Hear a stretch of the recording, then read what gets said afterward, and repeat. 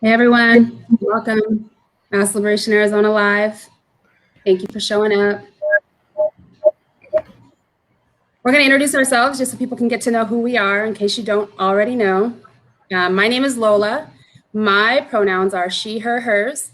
I am the Executive Director of MLAZ Liberation Arizona. I am a formerly incarcerated abolitionist who grew up in South Phoenix. And just to tell you who MLAZ Liberation is, we are a Black liberation-centered, directly impacted-led abolitionist group. We're situated in South Phoenix. We aim to end mass incarceration through electoral organizing, mutual aid, and cultural creation. Bruce, you want to tell them who you are? Hey, y'all. Thank you, Lola. My name is Bruce Franks Jr. I go by he, him, his, and I am the electoral justice organizer for MLAZ Liberation Arizona by way of St. Louis. Ferguson frontline activist and former elected official, state representative of the 78th district in Missouri. And today we are going live to talk about our Drop the Charges campaign and everything that's transpired over the year, as we know. And so we're going to kick it off by Lola, can you just give us a timeline, you know, from the past almost year now of how we got to this point? Yeah, yep. Yeah, it's a sordid timeline. So for those of you who don't know, the Maricopa County Attorney's Office here in Maricopa County, it's similar to the DA in other counties, in other states. The Maricopa County Attorney's Office conspired with the Phoenix Police Department to falsely arrest and politically prosecute protesters in 2020. So on the same day that George Floyd was murdered, that's May 25th of 2020, Phoenix PD, no, it wasn't Phoenix PD, it was Phoenix Department of Public Safety killed Dion Johnson along a Phoenix highway. So in response to that, as a means to channel grief, thousands of people took to the streets, and they did it for months. Mm-hmm. An estimated 414 arrests took place. So 354 of those were between May 28th and June 1st. And so, mind you, that's a span of 4 days. 354 out of 414 arrests took place in 4 days.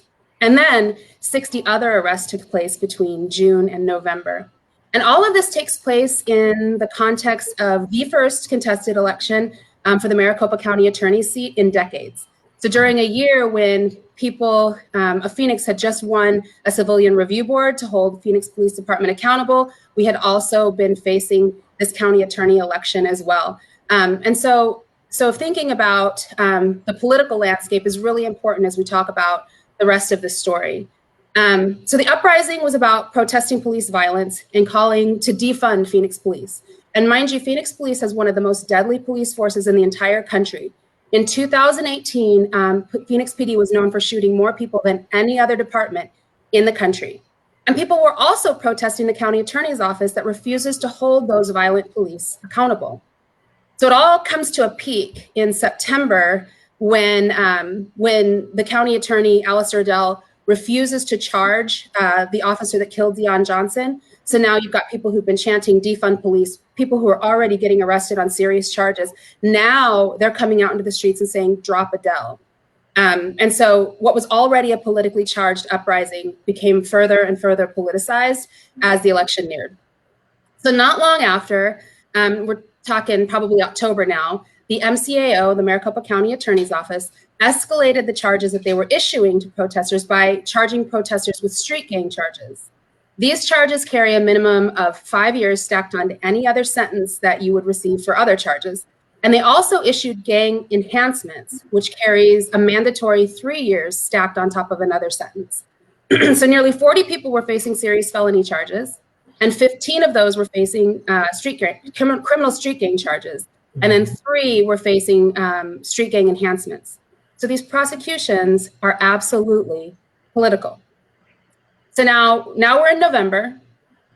We have a politically charged local election that takes place in a larger context of an historic national election that was one of the most racially motivated and utterly messy races in our lifetime.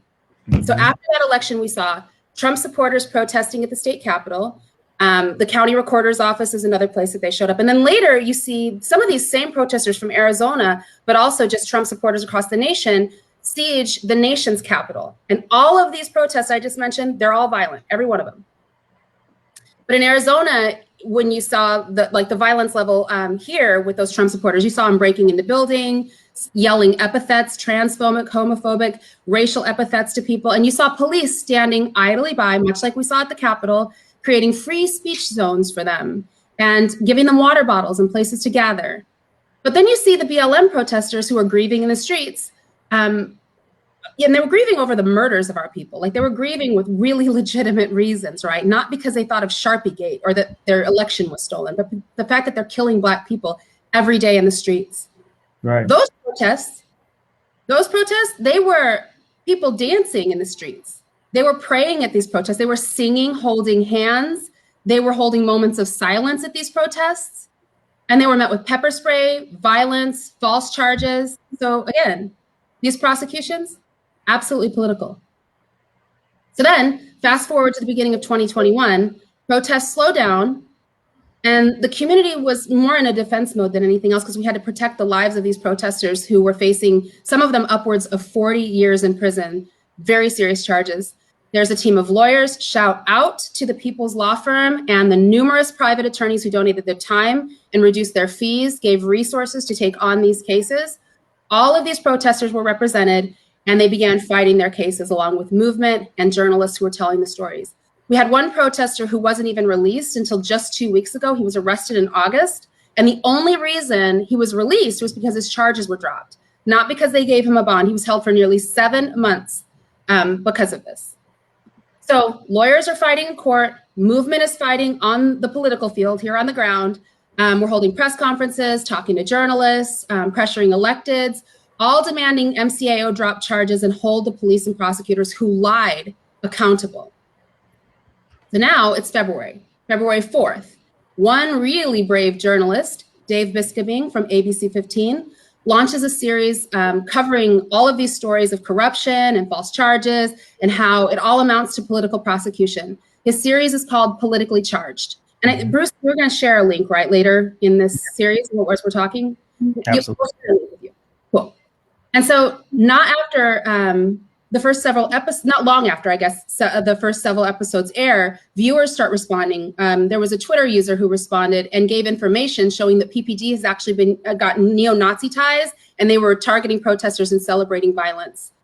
So since the launch of that series, so much corruption has been revealed. Dave Biscobing exposed how the FBI, Maricopa County Attorney's Office, Phoenix PD, Gilbert PD, Arizona Counterterrorism Information Center, it's called ACTIC, and some retired police with really sordid histories have all been colluding together to further these political prosecutions. And in fact, we just learned earlier this morning that there's going to be another episode that airs tonight at 10 p.m. on ABC 15 to talk about that very thing, all that collusion between agencies and whether or not people knew about it. So it all culminates into this massive story of corruption. Some of the folks who are from Phoenix remember the scandal from Joe Arpaio and Andrew Thomas. This scandal that we're talking about with the MCAO and the Phoenix Police Department, it's the very likes, the similar to that level of corruption. MCAO has been holding shadow investigations to try to justify these false charges while holding public-facing investigations, telling the public that they're impartial and independent. It's just another reason that we know why police can't investigate themselves. So in short, these police, most of them who are on the Brady list, many of whom were caught holding and trading challenge coins that celebrated shooting a protester in 2017 with that neo-Nazi language, those police, along with prosecutors, surveilled protesters, targeted them, hunted them, violated their rights, violently arrested them. Police contacted prosecutors prior to, during, and after arrests. That's totally improper. Officers lied on police reports, falsified evidence, fabricated charges. Prosecutors manufactured a completely and utterly fictional street gang. And then they lied about that street gang under oath on the stand. And the whole time, Alistair Adele is pretending that she didn't know anything about it and telling that to the media over and over again. She didn't know anything about it. And now all of this has been exposed. MCAO has started to drop charges, not all of the charges, but they started dropping some of them. Most of them without prejudice, meaning they can bring those charges back up again. And when they dismiss them, they're threatening to bring them back up again. So of the nearly 40 cases with serious felonies, all but 5 of them have been dropped, but we're still having to fight to get those 5 dropped, and all of those, majority of those charges could come back, and MCAO is threatening to bring them back. So, but I don't want to take away the fact that this is a huge win for the movement. It's a huge win for the attorneys who've been fighting around the clock and the journalists who've been telling the story, but none of this should have happened, none of it. And we still can't afford to remain silent knowing that we only got 5 cases remaining. We have to expose this corruption. We have to talk about how this is destroying people's lives. These protesters who aren't even being charged anymore are still suffering. They suffered the entire time. They've lost their jobs, they've lost housing, scholarships, spots in educational programs, friendships, relationships with family. The worst takeaway from this whole thing is that the system isn't broken. It was designed to do exactly what it's doing. And this is happening because of Black abolitionist organizing. It's not happening to the Trump supporters. This is exactly like the slapback we see after the Obama administration was elected. And then we see this slapback of the Trump era. This is the exact same thing. So that's the timeline. It's a long one, and thanks for bearing with us, but it's super important context. Mm-hmm. Bruce, do you think you can tell us a little bit about the campaign that we've been working on to expose this and to get these last 5 charges dropped and all the charges up to date dropped? Absolutely. Thank you, Lola, and thank you for that timeline. Y'all, as someone directly impacted by these political prosecutions, even hearing back the timeline, although I feel like we've gone through it so much, but just hearing back about the timeline is like, it's heavy, and you think about what we've been through in this past almost year. And so we decided to form a campaign, drop the charges campaign, around getting the charges dropped, putting public pressure on the officials, as well as highlighting the collusion and highlighting the history. As we know, this has happened and been happening, not only around the United States, but right here in Arizona. And so when you think about the Drop the Charges campaign, you think about it in how we attack it in a city, county, and state level, and even national. And so for our city level organizing, we've shown up, constantly at the subcommittee meetings, and the full council meetings as well, and with as a lot of you may know, with our nonsense meetings, to highlight the nonsense that goes on in these city council meetings. And so our people, our base, our folks can see it in real time. Right. And we work through it together. We get politically educated together. And unfortunately, we have to detox from it because there's so much nonsense that goes on in these meetings. And then we had our citizens petitions. We had 9 citizens petitions that we presented to the council, by which none of them passed. And the 9 petitions were an act of resolution calling Maricopa County Attorney's Office to drop all remaining charges against protesters. At the very least, a resolution to say, hey, we see the proof, we see everything that's going on, we're going to denounce these charges. They didn't even vote to get that one through. Launching an ethics investigation independent of the Phoenix Police Department and Maricopa County Attorney's Office into the policies and the practices of the Tactical Response Unit, which is the TRUE unit, and corresponding failure of leadership by Jerry Williams and Phoenix command staff. And the TRUE officers are, what you pay attention to in this particular part is that these are the officers that respond to the protests. This is the unit designed to show up, right, and to respond. And this is also the same unit where many of the officers were a part of that challenge coin, the racist, white supremacist, challenge coin that was, that was highlighted and that was exposed, that Lola talked about earlier. And so outside of that, these are also officers that are on the Brady list for misconduct, for lying, for all of these different infringements. And so that's the second one. disband the tactical response unit, which is only right. They touted that there were all of these different actions and 285 protests. I think that's what they said. And 96% of them didn't result in any type of arrest or anything. And so what is the tactical response unit for? What are they doing outside of agitating, outside of misconduct and violence inflicted on those who want to speak up and speak out? And so that was the other one, to terminate Jerry Williams. I mean, that's just what it is. You talk about somebody who is at the helm and has sat by quietly and let these things happen, has colluded in these things, and so many other things. And so Jerry Williams has to go. And so terminate Jerry Williams was one of the petitions. Terminate city manager Ed Zerker. Ed Zerker has the power. He has the power to not only fire Jerry Williams, not only fire those officers, not only bring these charges and these investigations forward for the police department. That is Ed Zerker's job. And when we talk about those who need to be held accountable and those who need to be fired and terminated, Ed Zerker is damn sure at the top of that list. And that was the fifth one. That was the fifth citizens petitions. Create a reparations fund for all the individuals directly impacted by Phoenix Police Department use of excessive force. Create a reparations fund for those directly impacted by the most violent police department in the entire United States. And this isn't myth. These are facts. We're showing you proof. You're seeing proof each and every day of this violence and how this has been going. Establish guidelines to prevent officers from lying under oath against protesters exercising their First Amendment rights. We've seen the retaliatory prosecutions. We've seen the retaliatory bills that are being put forward. And the folks who are on the stand are police officers. The folks who are testifying in these subcommittees are police officers. They're police unions.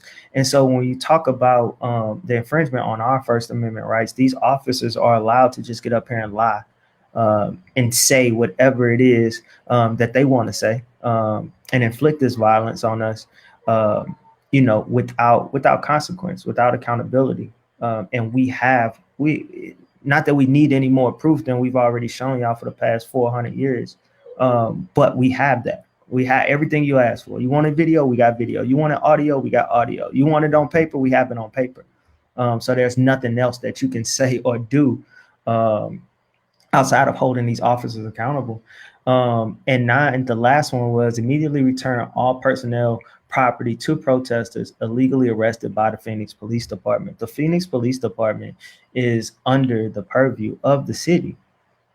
City Council has the power to push for that. City Council has the political power to make that happen.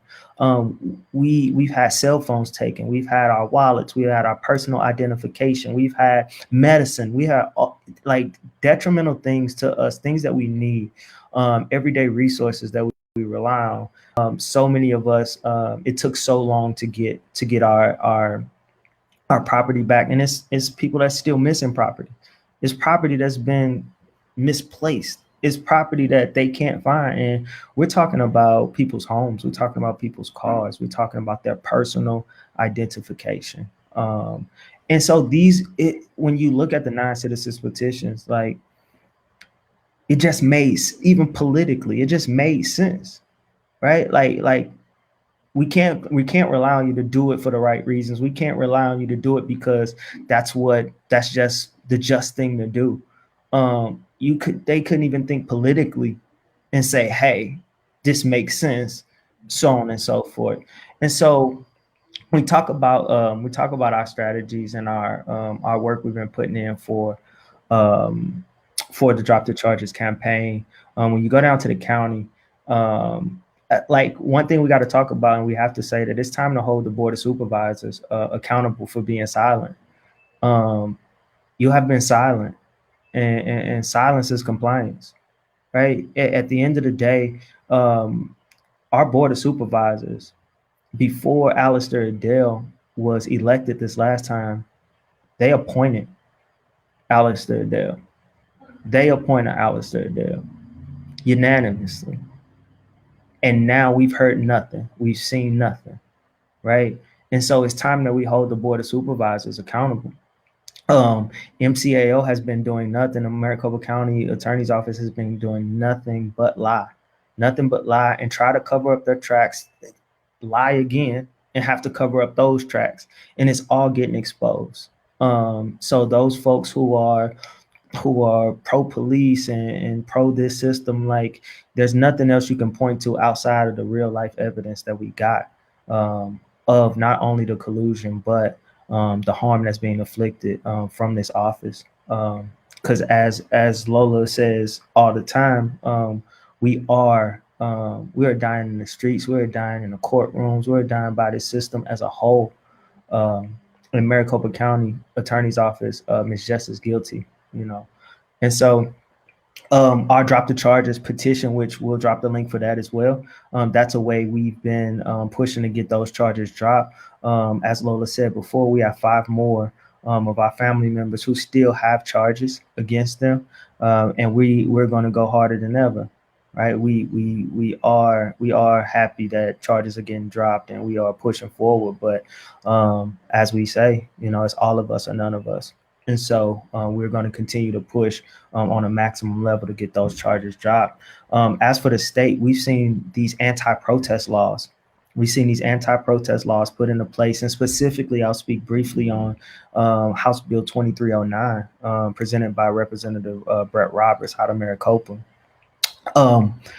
This bill infringes on our First Amendment right. This bill does the exact opposite of one of the pieces of legislation that we pushed for, and we were able to get a sponsor for after we drafted it, the First Amendment Empowerment Act that was carried by Representative Hernandez, which will protect our First Amendment rights at protest, will protect us from the use of pepper spray and tear gas to disperse, and the ability to call for unlawful assembly, unlawfully.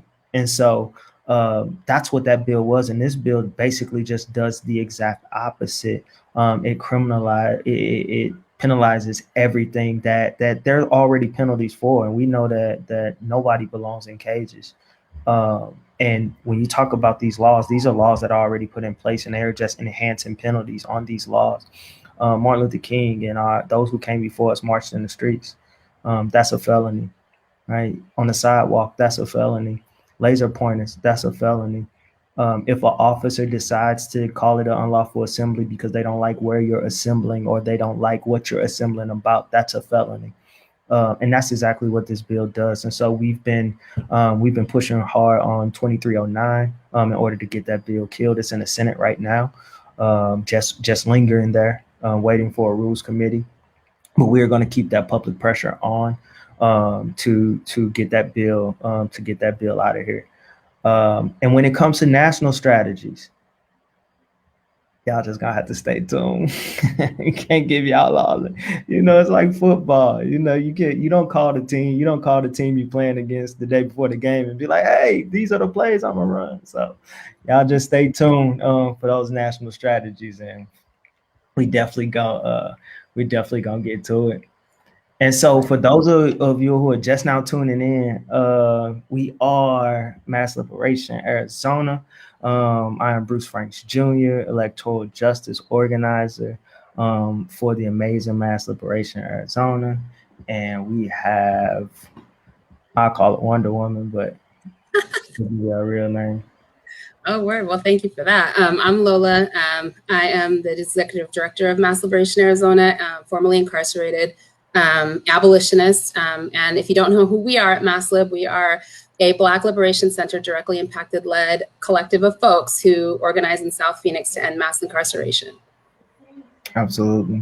And so when we talk about this drop the charges, and we talked about the political prosecutions that are happening right now, you start to think about those who use their voice and who are in positions of power to use their voice, and those who don't use their voice who are in positions of power, specifically elected officials, specifically elected officials. I wanted to make sure I highlight that because that's where that's exactly where we're going. And so we already talked about the Phoenix Police Department and Maricopa County's Attorney's Office, and how these political prosecutions are happening and how the collusion is happening. But we got to talk about the absence of those who have the power to speak up, who have political power to do a lot and have done nothing. What I'll say is, as a former elected official, it frustrates me. It frustrates me, and understanding that when you're elected to office, you take an oath, right? And no matter how you feel about this oath, no matter how you feel about the stuff that they tell you to say, at the end of the day, the people voted you in. The people voted you into these positions to make the best decisions, pushed by the people, right? These aren't our seats as elected officials. These seats belong to the people, because without them, we get nowhere. Not the political shoulder rubbing, not the big checks, not the big. At the end of the day, it's all about the people, and that's who we are accountable to. That's who we work for as elected officials. And so to see the silence that's happening here, especially on a state level, especially when you talk about those who have the power to create laws. Right now, we have the opportunity to hold those accountable. We have the opportunity to create legislation that's going to hold those accountable in those very county seats, those police officers, and so on and so forth. But what do we see the legislature doing? We see them present legislation that is anti-protest, that is anti-accountability, all of the things that we are fighting for and we are pushing for. And they hear their constituents. They hear the people saying that this is what needs to happen. They hear the people saying defund the police. They hear the people say end qualified immunity. Like these are the things that the people are saying, and they're deciding to take a step of take the road of silence, and take the road of not showing up. But we ain't having that no more. Like, we talk about accountability, we done with that, right? So if you chose to be silent, then you chose to be held accountable at the end of the day. And so when we talk about the state, and we talk about the absence, we'd be remiss if we didn't mention those who decided to use their voice unprompted, right? And not pushed, not we didn't take pressure. We're talking about folks who saw it and say, you know what, this ain't right. Even in a pandemic, just using your social media platforms, because at first all we were asking for is like, all right, we just need y'all to speak up right now. We just need y'all to use your voice right now. And they showed solidarity, right, with Black-led organizing. That was the other thing. The very few lawmakers that did show up, they showed up in solidarity and unafraid to say that they were working with organizations like ours on the ground. Absolutely. Absolutely. And it's important to highlight that, because we have so many that aren't showing up for Black-led, right, organizations, directly impacted Black women, Black femme-led organizing that's happening. And we have so many people not showing up. In those days, those days are over too. At the end of the day, like it's time to put that pressure on, and we're not having that. And for those who decided to speak up and use their voice, what are their names? Do you remember who they all are? Yeah, absolutely. Folks like Senator Martin Quezada, Senator Juan Mendez, State Representative Diego Rodriguez, State Representative Athena Salmon, and State Representative Melanie Hernandez. Those are the people we reelect, y'all. If you're listening right now, those are the ones who get the votes, right? And the ones who don't show up, they don't get the votes. That's a fact. And Representative Hernandez, is a freshman legislator that came in swinging, right? That came in swinging. And so when we see those who are willing to speak up, who are using their voice, who are doing it without prompt, without push, without pressure, we would definitely be remiss not to mention them in this fight. And so not only do we have a state level when it comes to elected officials, um, county officials. So Lola and I took a vote, and we decided that they all trash. And All so trash. all trash. And so it's like we're fighting for this accountability, and we're fighting, for the people, and we're fighting for those who are in the streets and who have been speaking up in our organizations and so on and so forth. And folks are just silent as if it's okay. Lola, I want to kick the city to you. I want to kick the city to you. Talk a little bit about the city. Drop kick them while you're drop kick the city. Because the city too, right? Like Bruce mentioned, these citizens petitions that we initiated, 9 of them. Every single measure that we have asked the city council to do in their subcommittee meetings and in their regular full meetings, every single one of them, they went kicking and screaming. If we could get it out of the subcommittee, which we never have been able to get an agenda item in there, if we were able to get it out of a subcommittee meeting where they were going to at least take our narrative into the full city council meetings, they went kicking and screaming. And then they would change the language that we gave them. And they would reduce it, they would water it down and put this lukewarm spin on things. They never would take the actual position, like we talked about those state lawmakers who actually used the demands, said the language, followed the story, and spoke out on their own unprompted. Nobody in the city did that. Not one person on the city council did that.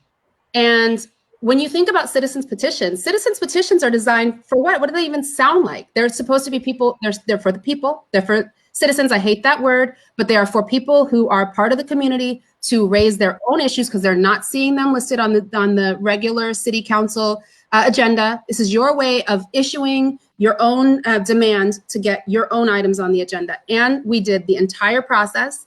And we not only did we struggle to get heard in the first place because they took longer than their timeframes allowed to get them put on the agendas. We got to subcommittee meetings and they didn't have a process because there was no possible way that that they've ever done these before in a way that they actually meant to get them onto the main city council agenda. We got into the subcommittee meetings, everybody was looking blankly at each other, and the one police accountability candidate, the one police accountability candidate watered down our list of 9, only moved to push through 4, and got the votes, got it pushed through, and then we sent it to the regular city council, and no one except for that one person voted to pass the 4, not the 9, the 4. And like Bruce mentioned about that citizen petition, right, Bruce? It was why, of all the things you can't pass, why can't you pass a resolution to call on the Maricopa County's attorney's office to drop these charges? Why can't the city council do that? We got 5, was it, lawmakers could do it? Yep. And we can't get the city council to just denounce the charges? Maybe you don't want to fire Ed Zerko. Maybe you don't want to fire Jerry Williams. We're not cool with that. We want you to. But you couldn't even pass a resolution that says that you are just calling on those charges to be dropped after that laundry list of things that's been exposed? Trash. City council at Phoenix, every single last one of them, trash. That's what I got to say about that. What you got to say, Bruce? 0 + 0 = 0. No matter how we look at it, no matter how we push it forward, 0 + 0 = 0. And when we say that, meaning you don't get to just say, oh, at least we got this person there. At least this person at one point in time was who we thought these folks were to be. No, that don't happen, because if we elect people and we put people in offices who are not speaking to the need of the community, who are not speaking to the need of those who are directly impacted, to those who are showing up each and every single day, what good are they to the people? If they're not pushing back on problematic policies, if they're not pushing back on racist rhetoric, on the white supremacist rhetoric, on all of these things that are happening that we see in these city council meetings, in these council meetings, period, then what good are they to the community? If we can't get them to move on the things that we need them to move on, then what good are they to the community? So we can't continue to live in nostalgia with these folks who came in maybe on the right side, right? On the right side of the fight, but aren't there. Yep. And it was Maya Angelou that said, when somebody shows you who they are, believe them. Believe them. They've showed us. They've shown us time after time. They've shown us in 6-hour long council meetings where our organizers, our people, our base, our family put hours in, put time in to make sure their voices are heard, only for them to respond violently, only for them to respond problematic. And I'm sorry, Bruce. Go ahead. No. And finish your thought. I'm sorry. No, I was just going to say that these are the things that we're seeing each and every day. And it's including Mayor Kate Gallego. Like, she's a part of council too, right? And so nobody's exempt from accountability. Nobody's exempt from being called to the carpet, especially when the folks who are suffering from this, the folks who it impacts, that's right, are our people. Or the community, our constituents, those directly impacted, those Black and brown people that they choose to be silent about, that they choose to not, push forward for. And so, yeah, that's the only point that I wanted to make. Go ahead, Lola. No, I'm sorry for interrupting you, Bruce. You're all right. What you're saying is absolutely facts. We can't ever elect people again who disrespect us like that, don't represent us like that, are actually the representatives of the Black community, where Black people live, and have no respect for Black people and Black lives. Because you can see that Black lives don't matter when they show you Black lives don't matter. I want to also say, just going back to the system isn't broken, it was designed this way. Think about how this last city council meeting, if you weren't there, we heard that our citizens' petitions were just heard this past Wednesday. After 6 long hours of sitting at a city council meeting, it was designed to be the very last thing on the agenda. They know we turn out by tons and tons of people show up, calling in and leaving comments, sending in messages, sending emails to each city council member. They know that. So they put us at the end of the agenda. They took a big long break, and then they come back and they put our petitions at the end. We had people waiting on the phone for many hours, people canceling doctor's appointments, picking up their kids late. All of this happened because they care so much about this, right? They care more than city council. System's not broken. It's designed to make us wait. The other thing is, we went to these subcommittee meetings for the Public Safety and Justice Subcommittee that actually handles police issues, and never one time on their own did they ever, not one time on their own, have protests and these protest responses on their own agenda. We forced it every time. System's not broken. I want to just jump real quick, Bruce, if I can, into the comments. There's just a couple that I wanted to respond to. I saw Anisha mention that there was rude and dismissive language that was used to even introduce our petitions. So that means they knew what they were doing when they got there. They knew before they even voted on this what they were going to do. And there was only one person who voted in our favor. And I saw somebody post in the comments, I think David, that there are only 2 city council members who listened to us. It's Guardado and Garcia, right? That was the names I think that are there. Let me just try if I can scroll up. I can't see that comment anymore. But I wanted to flag that although that is true, they have listened to us in the past. Guardado voted against us yesterday on our citizens' petitions. And Garcia is the reason that only 4 got through. He's the only one who made the motion. He made the motion for 4. He could have made the motion for 9. We asked him to make a motion for 9. We told him exactly why. He's a police accountability candidate. We organized in his district, and he completely ignored us and only moved to pass 4. So if that's listening to us, that's the best we got. You're right, David. That's the best we've got. But that still doesn't feel like they're listening to us. So they're all trash. Whole city council. So they start listening, trash. And you know who really needs to worry about it is the people who have Black people in their district. You're going to have to worry about that come election time. And I'm looking at my watch. 2022 is coming quick. I said that. Absolutely. I think that when we talk about, because I want to address something David said as well in the comments. Said Jerry Williams needs to move the matter forward. It's her police force. It starts with her. And actually, at the end of the day, Jerry Williams has already shown us exactly what she's going to do. It starts with Ed Zerker. Ed Zerker has the power to hold Jerry Williams accountable. That's why we need to get rid of both of them. Because at the end of the day, this police department has been able to be the most violent. It has been encouraged to be the most violent by these two individuals.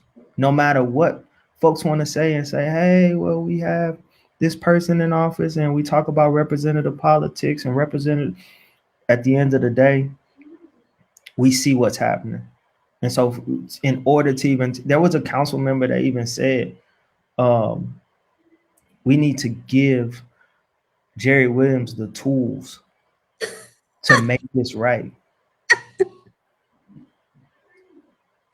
Our police accountability candidate said we need to give Jerry Williams, the police chief, the tools to make this right. Who said that? Say the name, please. I just want to make sure we all heard that. That's all. I know. Yeah, like that doesn't make sense. That doesn't make sense at all. Like we need to give the already violent police department more tools to try to fix themselves. I wish in school all my teachers would let me grade my own paper. That's why they keep funding them. That's why just yesterday they agreed to fund them some more. That's why. They want excuses to give them more tools. Well, they use LRADs, they use flash bangs, they use rubber bullets. I mean, how many more tools do you need? They're killing us. They don't need more tools. They need to be defunded.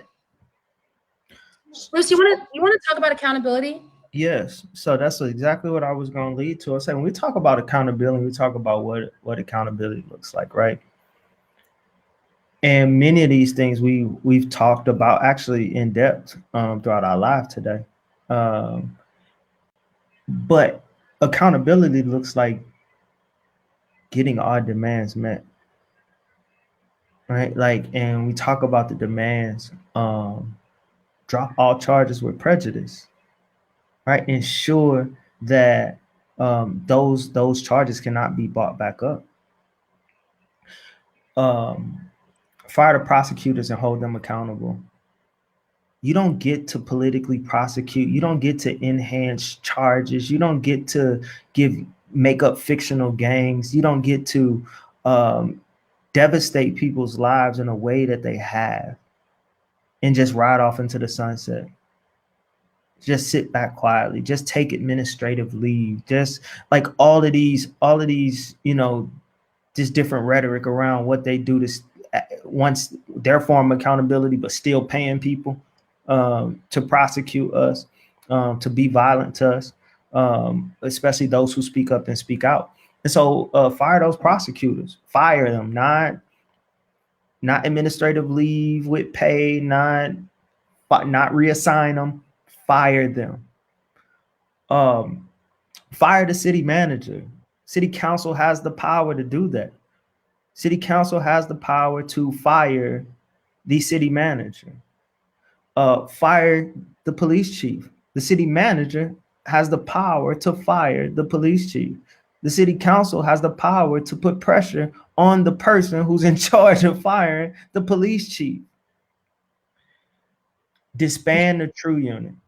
Disband the true unit. We've talked about the tactical response unit. They don't need to be there. They have no purpose. They have no purpose outside of inflicting violence on those who speak out against this system. And so we need to disband them. Fire all officers involved. Fire every single officer involved, period. There's no politically sound way to say that. Get them the hell out of here. That's exactly what we need to be doing.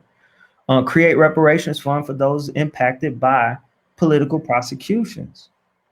That's just what it is. You cannot take these tools, these laws, these policies, use them to silence us, use them to disrupt and just do harm in our lives. Cause so much harm for those who have been out here, and then nothing. No, create a reparations fund for those who've been directly impacted by the most violent police department in the United States and the fourth largest prosecutorial office in the United States. Because when you look at April Sponsor, who was one of the lead actors, if not the lead actor in this, in the lead prosecutor in these charges, when you look at her prosecutorial rate as far as racial disparities, it's black and brown people who she lock up. It's black and brown people who she enhances these crimes on, and the time is longer and so on and so forth. So create a fund right now. 85% of her prosecutions are black and brown people. 85%. Had to say it, Bruce. Sorry. 85%. 85%. And Arizona is 6% black. 85%. 43% of that 85% is black. 43% are black people. And this is just her numbers up to 2009. She's got new numbers now. 85% black and brown people prosecuted. 46% black in a state where 6% of the population is black. You tell me that's not a racial disparity. You tell me that's not racism within the system that it was built on. You can't tell me that the system isn't doing exactly what it was designed to do. Public pressure on elected officials, y'all. Public pressure on elected officials. What does public pressure mean? Public pressure. How you define public pressure is how public pressure is defined. It's time we put not only the public pressure that we've been seeing,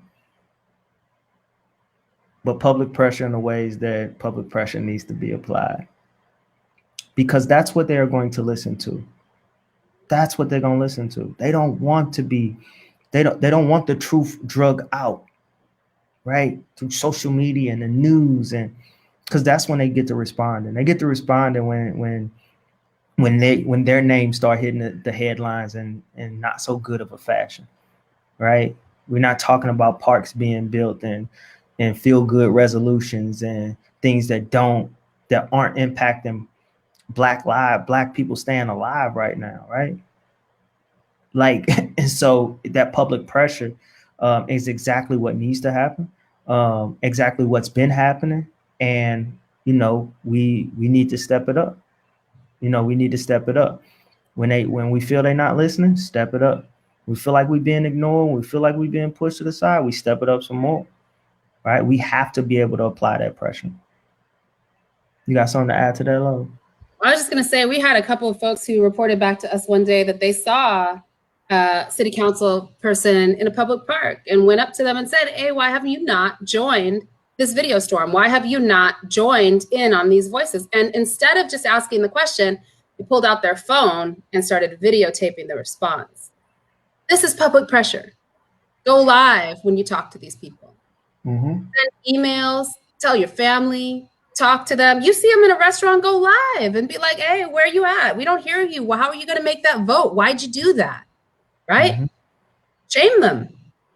The only thing bigger than their power is their egos. Mm-hmm. Absolutely. David said, you have a good cause. You don't have the votes to get anything done. City council is too scared to do anything. I've seen these statistics since the 60s about blacks being hurt and killed. Nothing changes. Dave, I appreciate that. I appreciate that truth. But what I'll say to you is one of the greatest powers on earth is the thought that nothing will change. They want us to feel like there's nothing that could be done. They want us to feel that city council is too scared to pass. And even though we know, but that's how they want us to feel. And I remember, Lola, if my memory, serves me right, we had a conversation with a councilwoman who told us that these charges aren't getting dropped. That's right. These charges aren't getting dropped. I've been in Phoenix my whole life, and these, I don't see these charges getting dropped. And days later, dropped, right? And that's not saying, and that's not saying that we need to be content or we need to take a step back and say, oh, okay, yeah, we won, because we didn't. This is a continuous fight. But understanding that these things that are happening, some of these things haven't happened. We haven't seen these type of things happen, right? And so we not going, although that's true what you're saying, David, there's no disputing what you're saying. But although that's true, we not willing to accept that. Mm-hmm. We not okay with that anymore, right? And so now we, now they just got to pay attention. It's the oldest excuse, though, right? Like it's the oldest excuse to justify a lack of solidarity is, oh, we don't got the vote. But the truth is, like, and I'm naming names. Pastor said that to us. She said, well, there's no way. And so I'm not going to get on this side of the conversation. I'll let you know whether or not I'll get there, but there's no way that what I can say will ever. This is our council member that is representing people deciding not to use their voice, or who? The people. So that's concerning. Mm-hmm. At most, it's enough. It's grounds to pull people out of their seats. And remember, we had an historic election, right? Yeah. This election, who really? I mean, people love to talk about who turned the state blue, but the people who impacted the local races, the margin that was the most important was the Black vote. Let's talk about it. They don't get it. But right. They all lost it. They all lost it acting like this. So we'll see you at the ballots box. We'll see you at the polls and see exactly how, when people vote. What's your shirt say, Bruce? What's the bottom of your shirt say? It says vote like Black Lives Matter. That's the best thing that you can take away from this conversation. If you are registered to vote, if you are in a non-disenfranchised person like I am, I can't vote. But if you can vote like Black Lives Matter. That's the best possible retaliation that you can give to this particular moment when they slap us in the face and they tell us every day that our lives don't matter.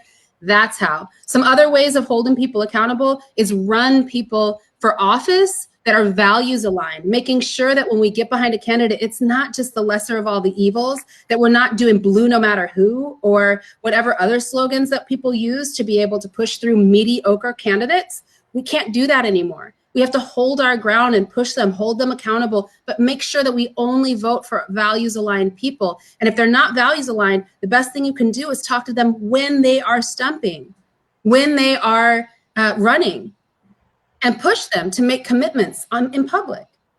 It works. It works. Yep. What are some other ways, Bruce, that we can hold people accountable beyond right, the demands that we already have? What are some other ways? Running for office, pressuring the electeds, what else? We talk about the policies and the ability to create policies, policies for the people, not for these invested interests, right? Not for the developers, not for all of these different folks, but actual policies that speak to our need. And, one thing I could say about mass liberation is like when we came into, the political prosecutions, legislation wasn't something that we were necessarily concentrating on as far as presenting, right? But we came together and decided, hey, this is a piece of legislation that needs to move forward.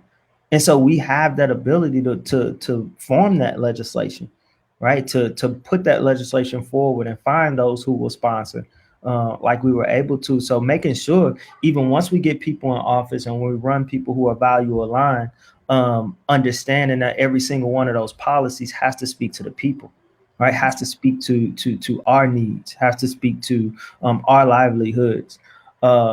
And we just gonna put it out there, recalling these ineffective ass elected officials. No, that's right. Recalling it's there for a reason, right? It is a tool for a reason. And so when the people don't feel like you are aligned with the community, when people do not feel that you're not the person that they elected, that's right. We have the ability to say, that ain't gonna work. That's not gonna work. Malcolm X has a speech, Ballad of the Bullet, right? And in the Ballad of the Bullet, he talks about our ability to elect those, to put people in office, the power that we have and the power that we have to get them out of office and shape those communities in a way that we need, especially ours.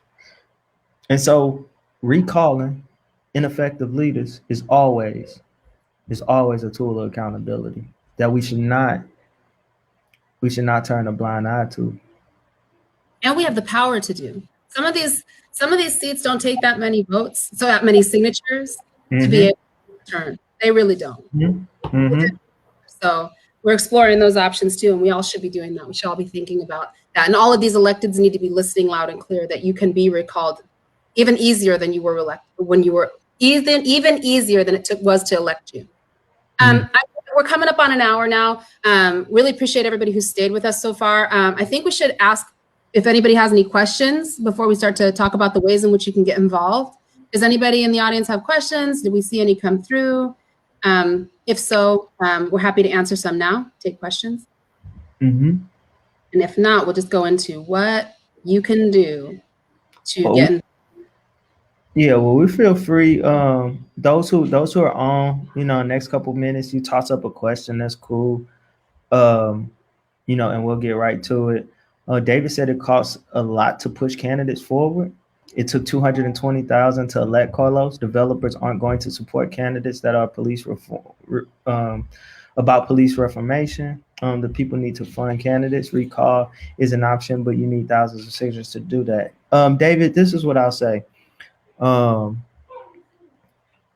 was elected state representative in Missouri. My opponent raised $200,000. I raised 30. The advantage I had over her was the people. When I had hundreds of people showing up to knock doors, I had hundreds of people to volunteer at all times, right? Like, I understand how politics usually goes, and that's another thing that they want us to believe. They want us to believe that, hey, you know what, this is just politics. That's just how it goes. That's not how it goes. It doesn't matter who a developer supports. It doesn't matter. We shouldn't even be worried about a developer supporting a candidate, because as long as the candidate has the people, everybody else is going to follow suit. Because if that elected official gets elected, that developer needs that elected official support, not the other way around. They need that support to okay projects, zoning, all of these different things, right? So they need that support. So that support. So understanding that the power lies in the people. The power doesn't lie in the developers. It doesn't lie in $220,000 worth of campaign funds. It doesn't rely in political relationships. It doesn't rely in those who we call stakeholders, who really aren't stakeholders when the people are the only stakeholders. It doesn't rely on this self-made machine that the system says they are. We are the machine. The people are the machine. It relies on the people, right? And the problem is politics. I'm not even going to say they've gotten away from that, because we haven't seen that, but that's where it needs to be. And so I absolutely hear what you're saying, but at the end of the day, like, none of that matters if you have the people. And if you expand the electorate, there's so many people who just don't vote because they don't believe they got a voice. Expand the electorate. You know how many people were sitting still in South Phoenix, not moving forward because they didn't see themselves represented in their candidates? Those people will come out the woodwork when they see themselves represented in a candidate. That's just in South Phoenix, but that's true across the whole state. And that's what happened in this election, and why really, truly Arizona flipped blue. In 2016, we were 3.53% away from flipping blue then. 3.53%. And if you measure that, that's the black vote. The black vote has the ability to flip a state. And it has the ability to flip all of its communities. It's just a matter of, and I'm not saying, because we're only a 4% population here in Arizona. This kind of goes into the next question: is what are the challenges you face with the demographics of Arizona, and how can we overcome them? Some of that has to do with narrative shifting, like what David just said a second ago about what it takes to actually win elections. That's a narrative, and it only just needs to be shifted a bit, right? And then there's also the fact that we have so many people who are allies that are not Black, who are sick and tired. I heard it yesterday at the city council. Somebody said, look, white people are sick and tired of watching other white people in their white supremacist notions. We're tired too. So showing solidarity. So I don't think that there's an actual challenge in the demographics as much as there's a challenge with white supremacy being the dominant narrative. We have to just start to disrupt that. Just have to disrupt that. And I hear, like, I agree with what the conversation around the cost of running candidates. A lot of that has to do with people not understanding the process and it being inaccessible. How many times, Bruce, when you were down at the polling stations in South Phoenix, how many times did you see something almost jump off? Because that's what happens in the Black community. People get turned away for nonsense. We saw people coming in at 6:58 getting turned away. Absolutely. Stand our ground. But how many people, how many times all day you circulated those South Phoenix polls, right, Bruce? Yep. All day. We spent the entire day. We spent almost 13 hours in South Phoenix at polling places, and saw Trump supporters show up, right, to try to intimidate in South Phoenix. We saw misinformation being handed from those who work and saying, hey, you can't vote, or you can't do this, or you can't do that. We even had people showing up and in the parking lot telling people that, hey, it's closing, or they reached capacity, and people were walking around to the point where there were other folks, including us, that had to stop people like, hey, where you ain't get to vote? No, you can vote. Like, and really just walk them to the door.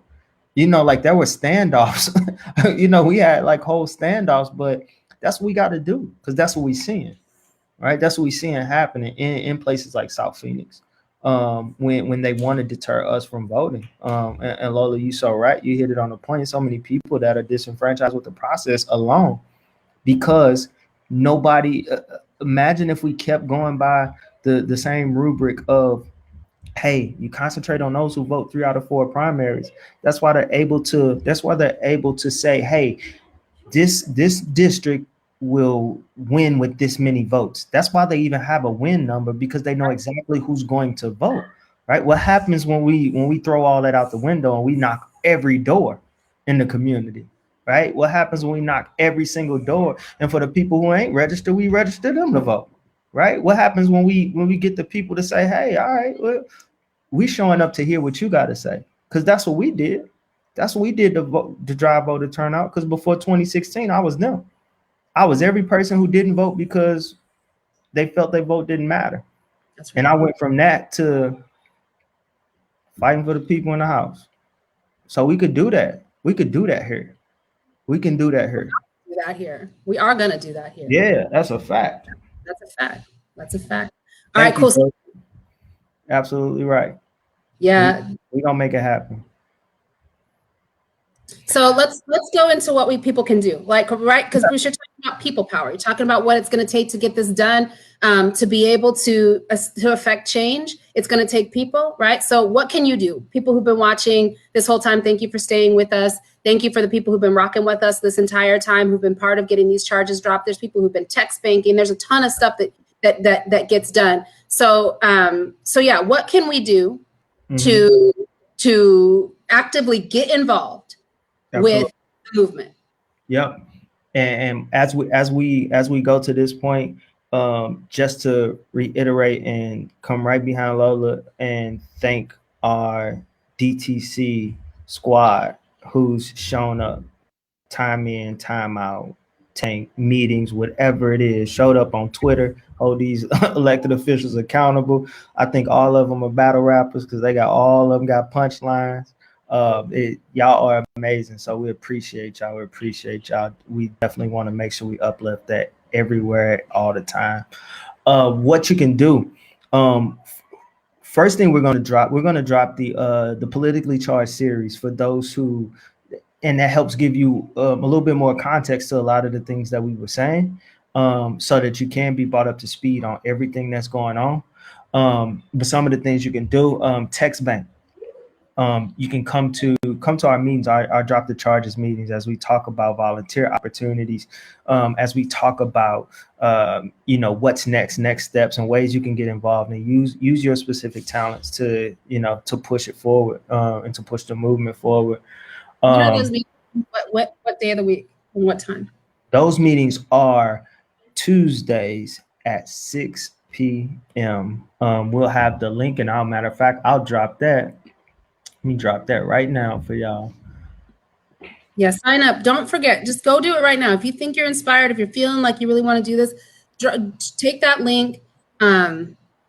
And it'll tell you more. It'll tell you more about these ways, because the ways to get involved that we're listing right now, they're going to change, because we have to be agile. These people be moving and making all kinds of extra drama. There's always something to do, right? It'll keep changing. So take this link right now. Just click on it. Sign up. We'll contact you and bring you in on Tuesdays, and you can hear more. So don't wait. Just do it. Absolutely. And that sign up link is right there. The other thing, and I'll go ahead and throw the link for Politically Charged. So that we can get caught up on. That's the Dave Biscobine series, ABC 15. There's one tonight at 10 o'clock too. Check it out. That one seems to be like, I don't know, it's trigger warning, because it's a lot of nonsense you got to watch, and it's a lot of violence you got to watch. But he's been able to uncover things even the lawyers weren't able to uncover. And tonight looks like it's another installment of it. So it's tonight at 10. Mm-hmm. Another thing you can do is the petition. Our petition to get these charges dropped. We pushing forward. We reached our initial goal. Now we pushing for another goal, and we've been able to do that, y'all. We've sent over 1 million text messages throughout Arizona. 1 million text messages, in order to get in order to keep pushing, to keep the public pressure on to get these charges dropped. And so right here is the link for the Drop the Charges petitions. Talk to your family. Sign it right now. If you haven't signed it, sign it right now. Right now, share it, sign it, share it. That's right now. Talk to your family and friends. One of the best promoters, right, is word of mouth. Send these links out. Send these links to your family and friends. Have these conversations.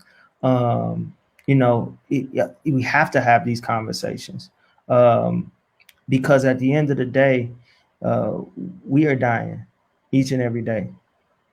And the time for silence, the time for not doing something because it's not comfortable, all that's over. Mm-hmm. All that's over. Because we have to worry walking these streets. We have to worry walking to the mailbox. We got to worry our kids playing in the park. And so it's time to have these tough conversations, y'all. And nobody's going to be able to reach your family like you. Nobody's going to be able to reach and pull on heartstrings like you.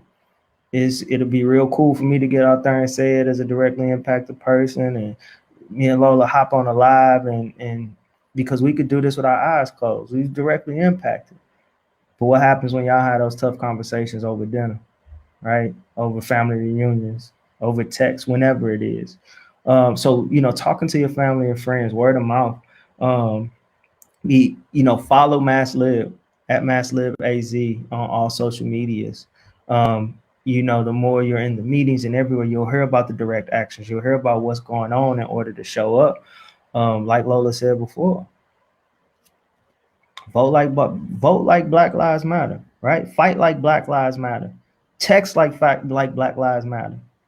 Right? Maneuver throughout your entire life as if Black Lives Matter to you. Because if they honestly do, then we need to see it. We need to see it in action. And so vote like Black Lives Matter. Our website, I'm gonna put the link to our dope website at masslivaz.org. I'm gonna add a couple too, Bruce.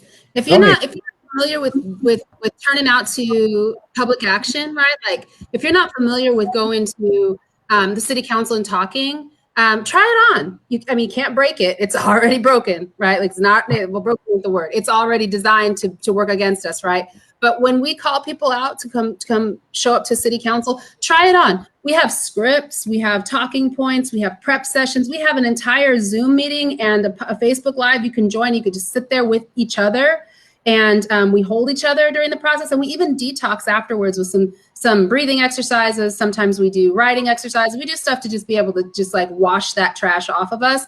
But try it on. Speaking at city council is not as hard as it might sound. It's not as inaccessible as it might sound, because we figured out how to make it accessible to our people. So try it. Somebody put in our chat here, text banking is fun. You never would believe it. Like nobody does a text bank like MLAZ. Bruce runs these.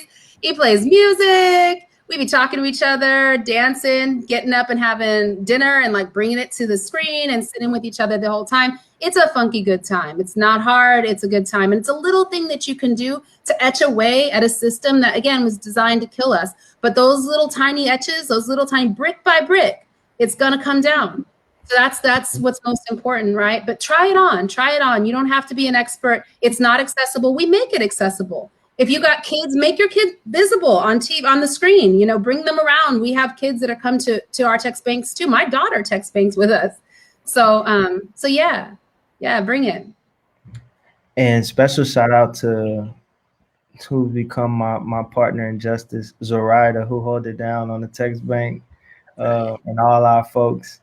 Lola, I have a link. I want to share the link for MLAZ when we talk about just the work that we do, feeding into the work that we do, being able to stay sustainable, all of these different things. I'm going to post the link for MLAZ, and I'm also going to post the link. I've also posted the link for the Black People's Justice Fund. Do you want to give a quick, just a quick snippet about the Black People's Justice Fund? We're sure. Yes. Yep. So the Black People's Justice Fund is something that it came about in response to this police violence for the 2020 protests. Everything we talked about, all that organizing, all of those lawyers, we talked about reduced fees. Not everybody was pro bono. All of the bail fees that people, when they did get bail, what it costs to be able to support people who had lost housing, all of that, none of that was free. So we created what's called the Black People's Justice Fund in collaboration with other Black abolitionist organizations, but Mass Liberation has absorbed that fund because we've been holding the bulk of that work over the summer and now into 2021. So that Black People's Justice Fund is how we afford to do it. So if you can, please donate. Every little penny counts to the Black People's Justice Fund, and share it widely. The reason we were able to do this is because national organizations took these links and shared them across the country too, and said, hey, Arizona's in trouble, help us out, right? So that fund is specifically designed to support people who have been fighting for Black liberation and are facing prosecution or facing some kind of carceral outcome as a result of their work toward Black Lives Matter. And so Bruce, you just posted it again. So yeah, you can support Mass Liberation at that bottom link too. Mass Liberation Arizona is a C4 entity. We also have a C3. We work to change minds through cultural narrative shifting, cultural creation, mutual aid, and electoral justice organizing. So yeah, that's who we are. There's so many other ways to get involved. We've been at this for a long time. I think it's time that we wrap it up. But we want to thank you all for joining us. And if you come on Tuesdays, you will absolutely have an opportunity to get involved. You'll be able to hear all of the details and the ways in which you can get involved that might change. At MassLib, we used to meet in person. It's the coronavirus time now, and this pandemic has made it so everything's been virtual. But when we close a meeting at Mass Liberation Arizona, we always close it with the Asada chant. So you at home who are sitting here, if you're not in, you know what, who cares? Even if you are in your office, even if you are with somebody else, I'm going to ask you to repeat after me, because it's super important that we close with these words, right, that have been given to us by other freedom fighters, and then we carry them on through our oral traditions. And Assata Shakur, if you don't know who she is, look her up. Assata Shakur was supposed to be a political prisoner. She gave us this chant, and I'm going to close us with this. Bruce, will you repeat after me? I got you. And everybody else who's sitting at home, repeat after me too. We have a duty to fight for our freedom. We have a duty to fight for our freedom. We have a duty to win. We have a duty to win.